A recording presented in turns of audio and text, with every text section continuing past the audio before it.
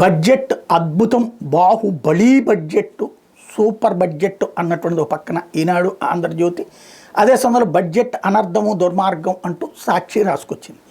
సరే, ఇదివరకటి రోజుల్లో అయితే బడ్జెట్లు అప్పుడు ప్రత్యేకించి economic experts, intellectuals like Jayaprakash Narayana, JD Lakshminarayana ఇట్లాంటి వాళ్ళని తీసుకొచ్చి టీవీ ఛానల్ డిబేట్ చేసి, ఇప్పుడు టీవీ ఛానల్ కూడా ఆ రాజకీయ పార్టీకో ఈ రాజకీయ పార్టీకో తొత్తుగానో లేకపోతే ఆయా పార్టీలకు అనుబంధంగానో పనిచేస్తున్నటువంటి రోజులలో మేధావులకి ప్లాట్ఫారాలు లేదు, అలాగే తటస్థులకి ప్లాట్ఫారాలు లేవు. పత్రికలు అటా ఇటా అని డివైడ్ అయ్యి ఉన్నాయి. అదే సందర్భంలో అసలు బడ్జెట్ గురించి ప్రజలు ఏమనుకుంటున్నారు? ఇప్పుడు నా వ్యూవర్స్ దాదాపుగా 9 లక్షలు దాటి ఉన్నారు సబ్స్క్రైబర్స్కి సంబంధించినటువంటిది. ఇందులో మనం డెమోక్రటికల్గానే పోవాలి. బడ్జెట్లో ఏం ఆశించారు, అవి ఉన్నాయా లేదా? బడ్జెట్లో మంచిగా ఉందా, చెడుగా ఉందా, మీరు కోరుకున్నది ఏంటి?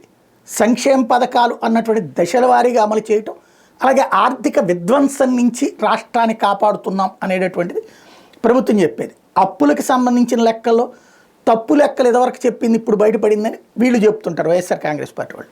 ఓవరాల్గా ఈ ఎపిసోడ్ అంతా పక్కన పెడితే బడ్జెట్కి సంబంధించి వాళ్ళ పత్రికలన్నీ చూశారు కాబట్టి, అలాగే నిన్న అసెంబ్లీలో అదంతా విన్నారు కాబట్టి, మీ అభిప్రాయం ఏంటి? బడ్జెట్లో మీరు కోరుకున్నది ఏంటి? అంటే ఇక్కడ దుర్భాష వద్దు, దూషణ వద్దు, లేదంటే కనుక అసహ్యకరమైన మాటలు వద్దు.